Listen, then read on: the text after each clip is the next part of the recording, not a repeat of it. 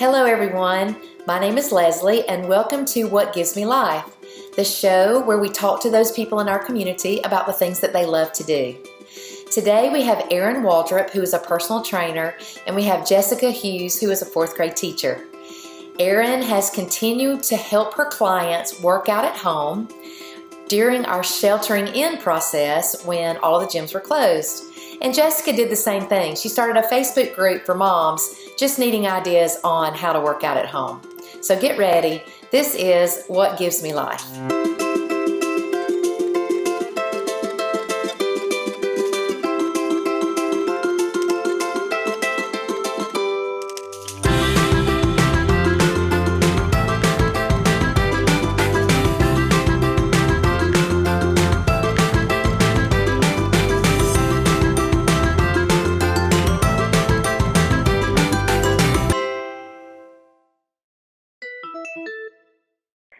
We're so glad y'all are with us tonight, and I get to hang out with two of my very good friends, and we all have something in common.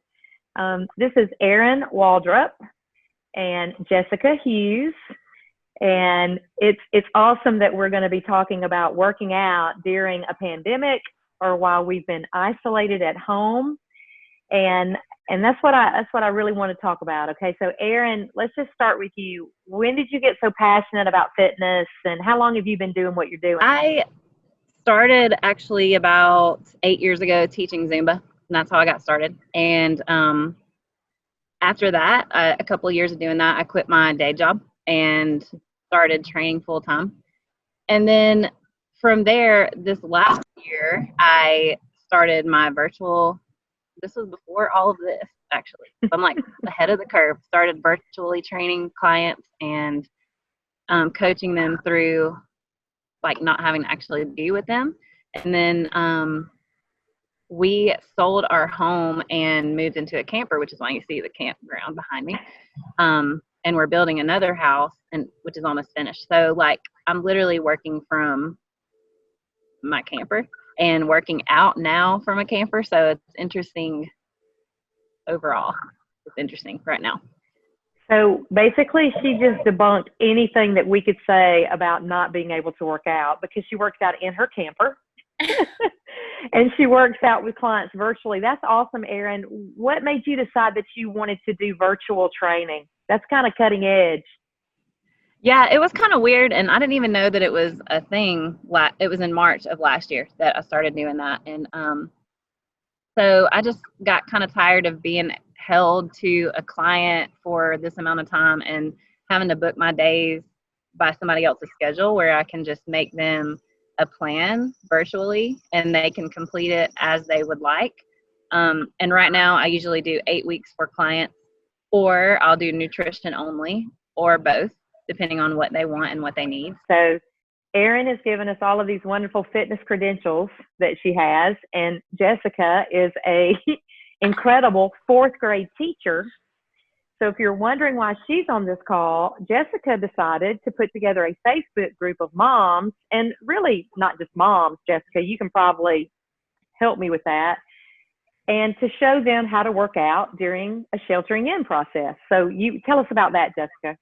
Okay, so I have no credentials, zero, none, except for that I like to work out and it keeps me sane, like legitimately. Do you hear me? Yes, legitimately. So, really, it's less about me showing people how to work out, because I mean, who am I to do that? But it's more about, I love to motivate people, and I think that I can use that part of my day job, which is a teacher, and I feel like a huge part of that is motivating. And so I just kind of thought, there's a lot of people that I was seeing on social media, like, complaining is not the right word, but just down about not being able to go to the gym. And I had already accepted in my mind that I wasn't going back to the gym for a long time, because I have a family, somebody lives in my house. My husband has a chronic illness, so going to the gym wasn't going to be an option for me. So I had come to terms with that and thought, well, I have to do something else, because I have to move. And I cannot stay in this house all the time, and I have to work out. It's less about like weight loss or even looking a certain way, like muscularly, that might not even be a word. See, no credentials. It's more about just how I feel. And so when I started seeing that on social media, I thought, I'm just going to put it out there and see if anybody wants just like accountability for, hey, I'm going to move today. Like, I'm going to get up and I'm going to get out and I'm going to move. And it was pretty crazy how many people wanted that. And it's all kinds of people. And so I feel like it's been good for people. Some of the stuff we post is just silly, like just jokes, or, you know, like one day I think I posted something about, you know, why do I feel like I want to eat something sweet after every meal now that I'm in quarantine? And before, I didn't ever think about that. So it's not serious at all, but it is about accountability. So Erin, I want to go back to you. When you do your virtual workouts, do you have clients that are basically of every fitness level? Oh, for sure. And some clients don't have any equipment at all at home. Okay. I mean, you know, like right now, even Dollar General is out of stock of their little kettlebells they have. So like, nobody wants to go to Walmart or Target and spend $100 on something that you may or may not use long term, because nobody knows when they're going to be able to go back.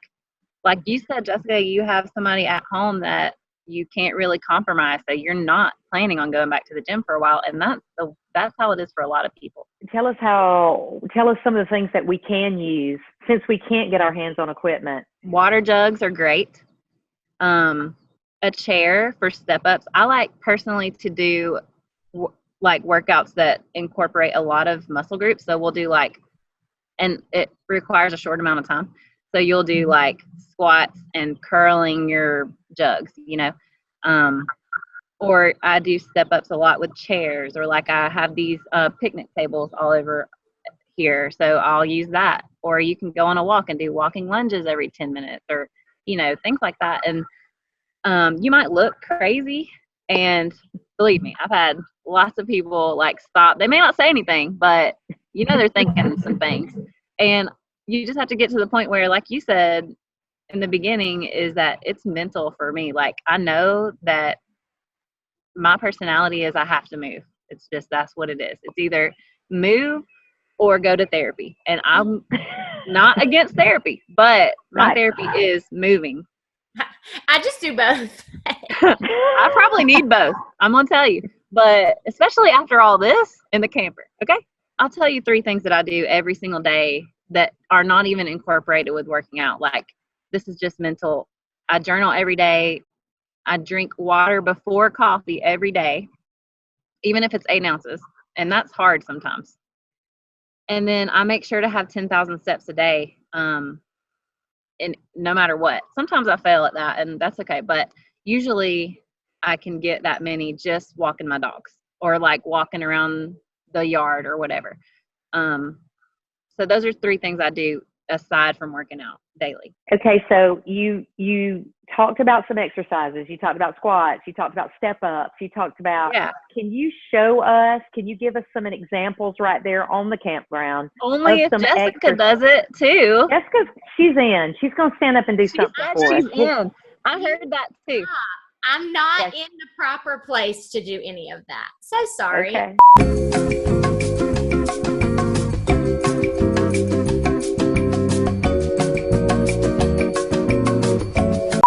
Hold on, Jess is rearranging her room. Okay. So we're going to do 5 burpees. This was going down. So we'll do 5 burpees, 5 jumping jacks. Okay. And then 5 push-ups. Okay? Here we go.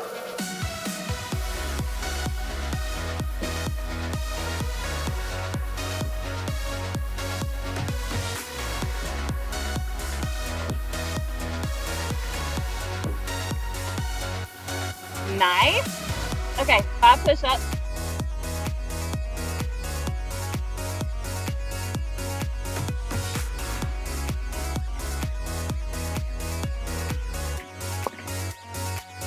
Okay, last one, 5 jumping jacks.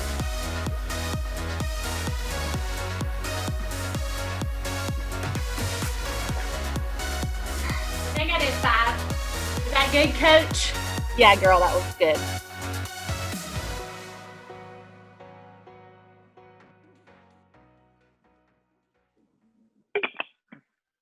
probably good to hydrate after all that, right? Yeah, probably so. Okay, so Jessica, tell us what kind of exercises, if you don't want to show us. I'm getting an idea that you don't want to show us what you've been doing in your garage. So here's my thing with working out. I feel like it intimidates people. And if people aren't like they haven't historically been somebody that works out, they feel like they can't do it.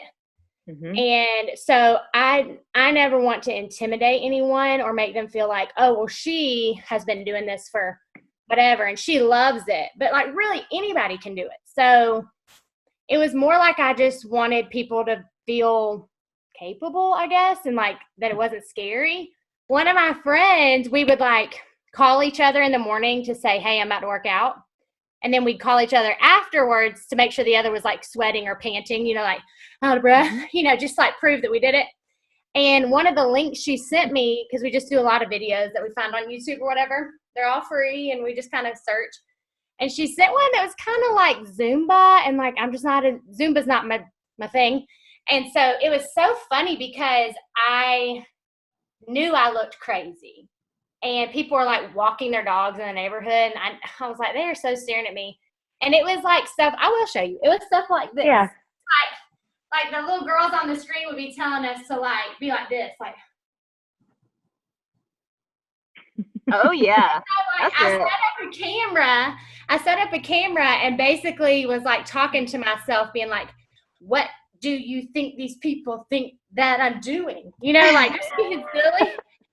And I just feel like when people don't feel intimidated, they're more likely to just jump on and have fun. Like I burned more calories acting like a goober than I probably would have in like a super serious workout. So I just feel like making people know it doesn't have to be serious is part of the first step.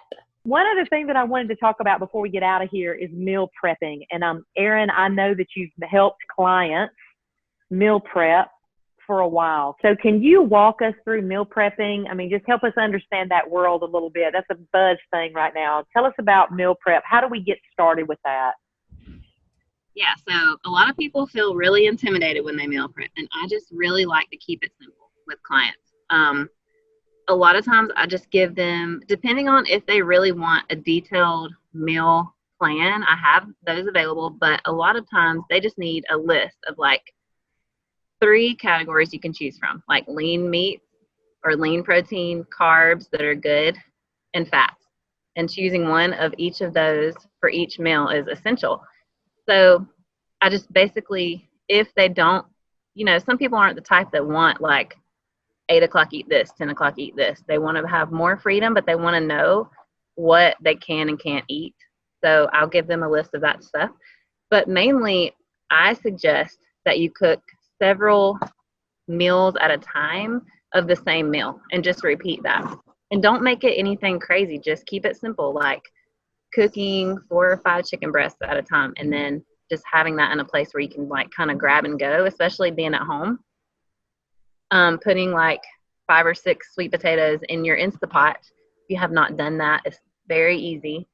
And just having those like portioned out and for you to just be able to grab and go, kind of like a Lunchable for an adult that you've already made up, and there's just no thought process to it. You just grab it because you've already done it and go. And when I actually had like a kitchen to prepare this stuff in, I would do it on a Sunday or a Monday or something, when a day that I have a little bit of time in the afternoon, and just take like an hour or 2 and meal prep for either lunches or dinners or whatever meal I struggle with the most. So like for me, breakfast and lunch, super easy. Dinner or after dinner is another issue. So I would meal prep those meals only, and that way I didn't have a whole bunch of food I was not going to eat, but I had food where I could like grab and go. And it just makes it a lot easier. What's your guilty blow it? If you're going to blow it and blow away the meal prep, what's your guilty pleasure? Mexican or nachos. I mean, they're the same, Mexican but like nachos. Like a bar,